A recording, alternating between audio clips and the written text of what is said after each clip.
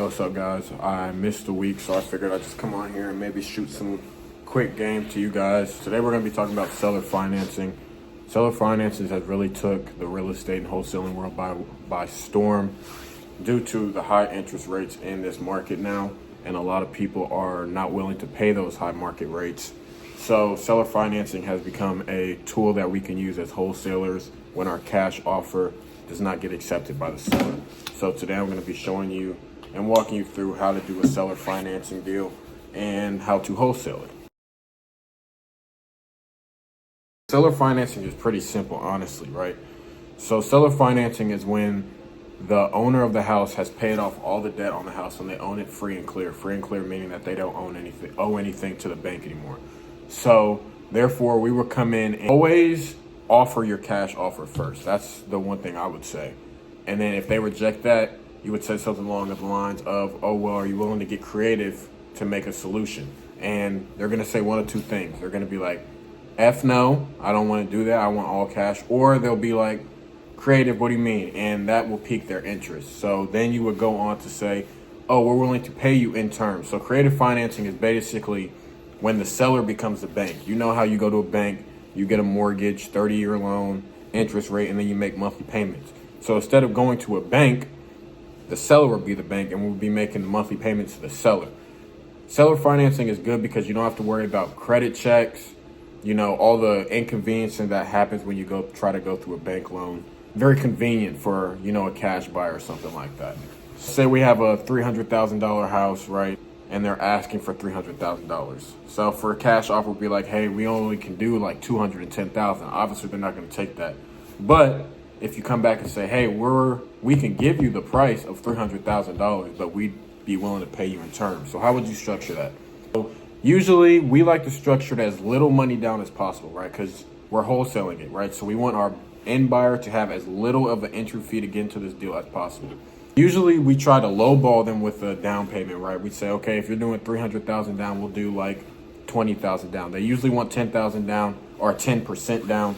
So we do $20,000 down with principal only payments, right? Which means there's no interest, right? We're only paying down that principal of $300,000 every single month. And then a 30-year loan and then a balloon payment after 10 years, because most cash buyers will refinance and pull all their money out, and then they'll make the balloon payment. And balloon payment is when you pay off the full loan in full. So after they'll do that, they'll refinance every probably 5 to 10 years. So that's why you put the balloon payment in there, because they'll refinance and pull all their cash out and then pay the full loan off. So yeah, it's basically that simple. And then you're probably wondering, well, how do I wholesale it, Daniel? So what you'll do is you'll negotiate a down payment. So say it's $300,000 purchase price, and then you negotiate a $15,000 down payment. You get the contract with the seller at $15,000 down, right?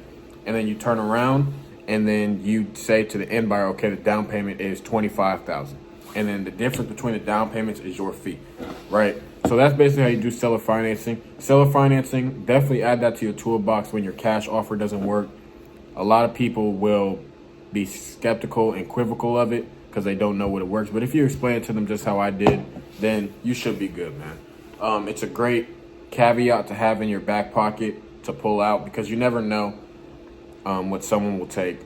But yeah, that's basically how you structure it. And always make sure that how you structure it, your end buyer will have cash flow, right? So let's say that on that $300,000 purchase, it's pulling in $1,800 a month on rent, right? So you want to make sure you structure your payment to the seller that it's below $1,800, right? So we try to get a payment for $1,000, right? And we stretch that out. We structure that at however we can to get a payment of $1,000, right? If you want to get your first wholesaling deal in 2025 and expand your rental portfolio, or even get into real estate and learn more about real estate, book a call with me below. I'm willing and open to help you along your journey and give you all the game and sauce that I have learned in my year in real estate.